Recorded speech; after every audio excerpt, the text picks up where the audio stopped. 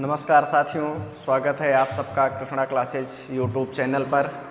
मैं रवि आपके लिए करंट अफेयर्स के कुछ क्वेश्चन लेकर आया हुआ हूँ। तो आइए चलते हैं अपने क्वेश्चन के तरफ। बहुत समय ना नष्ट करते हुए क्वेश्चन को ध्यान देते हैं। जैसा कि आप लोगों को पता ही होगा कि आगामी बहुत सारी परीक्षाएँ रेलवे वगैरह की, जीडी, एसएससी, जीडी, ये सारी परीक्षाएँ आपकी लगी हुई हैं, जिसमें हम आपके प्रमुख चुनिंदा बहुत सारे क्वेश्चन इम्पोर्टेंट लेके आए हैं, जो आपके आने वाले एग्ज़ामों के लिए बहुत ही महत्वपूर्ण साबित हो सके और आप परीक्षाएं की बेहतरीन तैयारी कर सकें। आइए आगे बढ़ते हैं, क्वेश्चन की तरफ चलते हैं। शिक्षा की जड़ें कड़वी होती है लेकिन फल मीठा होता है। किसका कोट था? अरस्तू का, कि शिक्षा की जड़ें कड़वी होती है। शिक्षा की जड़ें कड़वी क्यों होती है?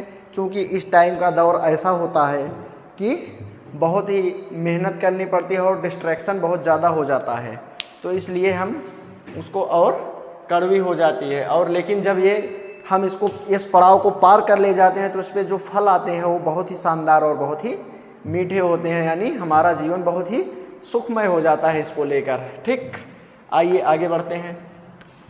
विश्व स्वास्थ्य संगठन यानी WHO, वर्ल्ड हेल्थ ऑर्गेनाइजेशन ने अक्टूबर 2024 में किस अफ्रीकी देश को मलेरिया मुक्त घोषित किया, जो दुनिया का ऐसा 44वां देश बना? ऑप्शंस हैं आपके इथोपिया, नाइजीरिया, मिस्र और दक्षिण अफ्रीका। आइए देखते हैं दोस्तों इसके विषय में। अभी हाल ही में अक्टूबर के अंदर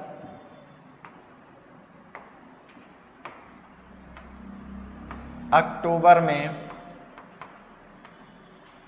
क्या किया? अक्टूबर 2024 में आपका WHO, वर्ल्ड हेल्थ ऑर्गेनाइजेशन ने मिस्र को क्या किया? मिस्र को मलेरिया मुक्त घोषित कर दिया। मिस्र को मलेरिया मुक्त घोषित कर दिया। मलेरिया मुक्त क्यों कहा? कि यहाँ पिछले कुछ समय से आपके मलेरिया मुक्त है ये देश। और क्या है इसके विषय में कहा कि यह वास्तव में बहुत ही ऐतिहासिक है। यह बहुत ही ऐतिहासिक है, मतलब अपने यहाँ से मलेरिया मुक्त करना हासिक है। और क्या हुआ? कहा ये पिछले दशकों का परिणाम है, पिछले दशकों का परिणाम है जो आज जाके सार्थक हो गया। ठीक, क्या हुआ? सार्थक हो गया। आइए इसके बारे में बात करते हैं। मिस्र की राजधानी क्या हो जाती है? मिस्र की राजधानी हो जाती है काहिरा। मिस्र की राजधानी काहिरा। राष्ट्रपति अब्देल अल सीसी। राष्ट्रपति अब्देल अल सीसी। और क्या हो जाता है? यहाँ की मुद्रा हो जाती है इजिप्शियन पाउंड। मुद्रा क्या हो जाती है? Egyptian pound. ठीक, और इसके विषय में बात करें अगर मलेरिया भारत में क्या है इसकी स्थिति, तो दुनिया का 3% मलेरिया का केस भारत में है। हालांकि इसमें भारत ने बहुत सुधार किया। क्या किया? भारत ने बहुत ही सुधार क्या किया कि कुछ आंकड़े हैं जो 2017 के बाद प्रस्तुत किया गया है। 2017 की तुलना में क्या प्रस्तुत किया है 2024 में? जो अपने यहाँ मौतें होती थी, मौतों में 50.5 की कमी ला दिया है। और क्या हुआ?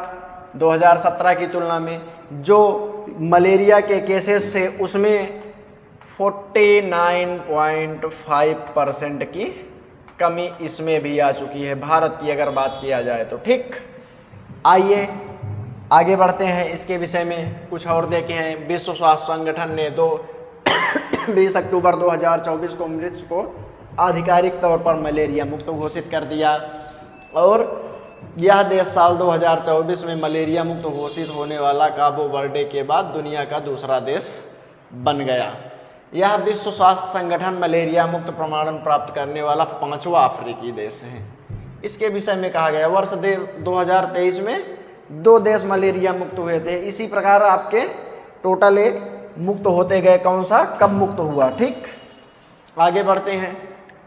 अभी आपका हाल ही में एक बहुत ही महत्वपूर्ण योजना चलाई गई थी। कौन सी योजना थी? आयुष्मान भारत योजना। जैसा कि आप लोगों को पता ही होगा कि गाँव में बहुत ज़ोरों शोरों पर इसका प्रचार किया जाता है। आपके जो गांव के स्वास्थ्यकर्मी होते हैं छोटे स्तर पे, आशा वगैरह या स्वास्थ्यकर्मी जो आपके एएनएम वगैरह होती हैं, उनके द्वारा इसको बहुत तेज़ी से बनाया जा रहा था, या गांव के आपके जो पंचायत सहायक थे उनके माध्यम से ये गांव में बनाया जाता है। आइए इस योजना के विषय में चर्चा करते हैं, जिससे आप सब भी जान सको कि ये योजना क्या है। आयुष्मान भारत योजना की बात की है तो ये भारत में आपके 25 सितंबर 2018 से चल रही है। ये योजना की शुरुआत कब हुई? शुरुआत की अगर बात किया जाए तो 25 सितंबर 2018। अच्छा, योजना की शुरुआत हुई, लेकिन कहीं ना कहीं इसके पहले भारत सरकार ने इसको घोषणा की थी। घोषणा कब की थी? 14 अप्रैल, यानी बाबा साहब अम्बेडकर के जन्म दिवस पे इसकी घोषणा की गई थी। 14 अप्रैल 2018 को इसको घोषणा किया कि देश की हम सबसे बड़ी स्वास्थ्य पॉलिसी स्वास्थ्य बीमा योजना ला रहे हैं, जिसमें देश के आपके मैक्सिमम आबादी कवर हो जाएगी। ठीक, ये चर्चा में क्यों आया अभी हाल ही में? भाई बात तो 2018 की है, 2018 से योजना चल रही है। चर्चा क्या आया कि जो 70 वर्ष से अधिक के लोग हैं, चाहे जो हो चाहे जिस कैटेगरी के हों। अभी क्या था योजना में आपकी कैटेगरी वाइज थी घोषणा। ठीक, इसमें क्या था कैटेगरी वाइज में कि जो आपके पहले था बीपीएल परिवार, जो यानी गरीबी रेखा से नीचे आते थे, वही इसके पात्र हुआ करते थे। और क्या हुआ इसके बाद अभी कुछ समय पहले इसमें एक बदलाव और किया गया। जो आपके राशन कार्ड पात्र गृहस्थी वाले होते थे, उसमें जो उनकी जिसकी यूनिट 6 यूनिट या 6 यूनिट से अधिक थी, उनको भी शामिल किया गया कुछ समय पहले। यानी जिसका परिवार बड़ा था वो भी इस योजना का कुछ समय पहले पात्र हो गया।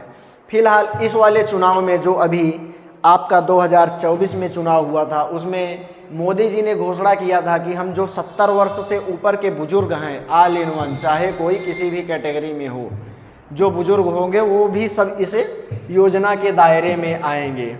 तो इसकी घोषणा कब किया था? इसकी घोषणा तो किया था उन्हें चुनावी रैली में, चुनाव में वादा किया था।